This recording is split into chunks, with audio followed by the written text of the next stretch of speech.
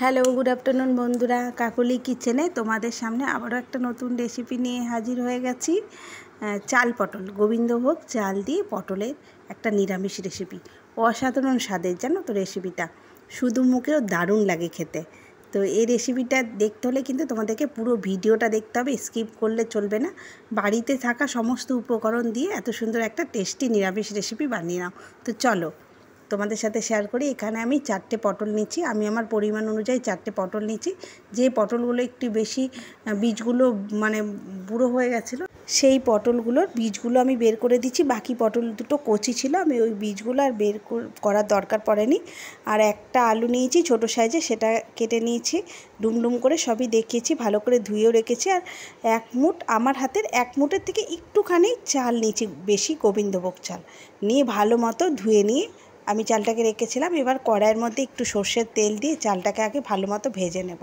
সামান্য একটু নুন দিয়েছিলাম চালের মধ্যে, নিয়ে চালটা আমার ভাজা হয়ে গেছে, একটা বাটিতে তুলে নিচ্ছি। এদিকে কড়াইয়ের মধ্যে আবারও সর্ষের তেল দিয়ে আমি প্রথমে এখানে একটা তেজপাতাকে হাফ করে সেটাকে দিয়ে দিয়েছি, একটা শুকনো লঙ্কা দিয়েছি, আর কিছুটা গরম মশলা দিয়ে ভালো মতো আগে ভেজে নেব। যখন মশলাগুলোর ভালো মতো গন্ধ বেরোবে ভাজার, তখন এর মধ্যে সামান্য একটুখানি জিরে দেবো, গোটা জিরে দিয়ে সেটাও ভালো মতো ভেজে নেব। সুন্দর যখন গন্ধ বেরোবে, তখন আমি কেটে ধুয়ে রাখা যে পটলগুলো আর আলুটা রেখেছিলাম সেটা দিয়ে দিলাম। দিয়ে আলু পটলটা আবার ভালো মতো ভেজে নেব।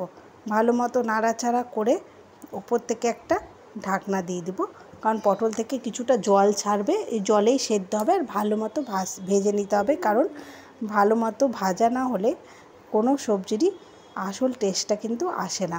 মাঝে মাঝে আমি ঢাকনা তুলে একটুখানি নেড়ে দিয়েছি যাতে তলায় না ধরে যায়। আবারও দেখো কিছুক্ষণ পর পর ঢাকনা তুলে এভাবে নেড়ে দিয়ে দেখো এবার জলটা শুকিয়ে ভাজা ভাজা হতে শুরু করে দিয়েছি অলরেডি।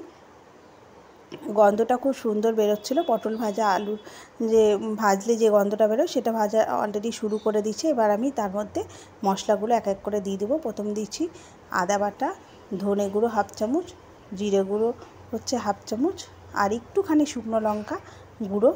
এই ঝালটা তোমরা যে যেমন ঝাল খাও সেরকম দিয়ে দেবে। আর হলুদ দিয়েছি পরিমাণ মতো, স্বাদ মতো নুন দিয়েছি, দিয়ে ওপর থেকে একটুখানি জল দিয়েছি, কারণ আমার যেহেতু মশলাগুলো পেস্ট করা না, এগুলো শুকনো মশলা, তাই জন্য একটু জল তো অবশ্যই দিতে হবে। জল দিয়ে ভালো মতো নাড়াচাড়া করে তারপরে আবারও উপর থেকে ঢাকনা দিয়ে দিয়েছি, যাতে এবার মশলাগুলো ভালো মতো ভাজা ভাজা হয়ে যায়। তারপর হাফ টমেটো দিয়েছি, টমেটোটা আমার ভালো মতো নরম যাতে হয়ে যায়, এভাবে ভালো মতো মিশিয়ে নিয়ে আবারও উপর থেকে একটা কভার করে দিচ্ছি। আবারও উপর থেকে কভারটা ঢাকনাটা তুলে দিয়ে আবার নাড়াচাড়া করেছি। এদিকে টমেটোগুলো আমার নরম হয়ে গেছে অলরেডি, মশলাটাও ভালো মতো ভাজা হয়ে গেছে। এবার ভেজে রাখা চালটা আমি দিয়ে ভালো মতো নাড়াচাড়া করে এবার আমি এখানে জল দিয়ে দেবো। আমার রান্নাগুলি যদি তোমাদের ভালো লেগে থাকে বন্ধুরা, তাহলে আমার অবশ্যই ইউটিউব চ্যানেলটাকে সাবস্ক্রাইব করে দিও। আর ফেসবুকের পেজ থেকে যদি তোমরা দেখো, তাহলে অবশ্যই ফেসবুকের পেজটাকে ফলো করে দিও। তো কেমন লাগলো অবশ্যই কমেন্ট করে আমাকে বলো। আর এখানে দেখো সব মশলা ভাজা হয়ে গেছে, তখন আমি এখানে 1.5 গ্লাস মতো জল দিচ্ছি। আর অবশ্যই চিনিটা কিন্তু দিবে, যে কোনো নিরামিষ রান্নায় চিনি দিলে তার স্বাদ দ্বিগুণ কিন্তু বেড়ে যায়। এবার দেখো 7 মিনিট পর আমি ঢাকনাটা তুলে দিয়েছি, দিয়ে চালটা দেখো সেদ্ধটা একবারে প্রপার হয়ে গেছে, একবারে সেদ্ধ হয়ে গেছে। আর খুব সুন্দরভাবে জলটাও শুকিয়ে গেছে। তো আমি আরও একটু জলটা শুকিয়ে নেবো, একেবারে আমি গায়ে মাখা এখানে করবো। আর উপর থেকে 2টো কাঁচা লঙ্কা দিয়ে দিয়েছি, দিয়ে এখানে জলটা আমি পুরোটা শুকিয়ে নেব। এই রান্নাটা একবার অবশ্যই তোমরাও ট্রাই করে দেখো। আর আমি এখানে ঘি দিয়েছি হাফ চামচ, দুর্দান্ত স্বাদের হয়েছিল জানো তো বন্ধুরা। একবার তোমরা অবশ্যই ট্রাই করে দেখো। আর যদি তোমরা আগে থেকে জেনে থাকো এই রেসিপিটা, তাহলে অবশ্যই সেটাও আমাকে জানিয়ে দিও কমেন্ট করে। আর তোমরা কে কোথা থেকে দেখছো সেটাও কিন্তু জানাতে অবশ্যই ভুলো না। তো আমার সাথে থেকো, পাশে থেকো, সবাই খুব ভালো থেকো। আর তোমরা আমার ভিডিওগুলোকে ভালো লাগলে অবশ্যই আমার চ্যানেলটাকে সাবস্ক্রাইব করে দিও। আর আবারও যাতে তোমাদের সামনে নতুন নতুন রান্না নিয়ে আমি আসতে পারি।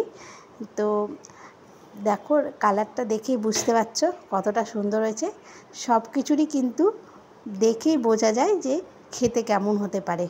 লবণটা অবশ্যই তোমরা পরে চেক করে দেখে নিও। তো তবে আসি, টাটা।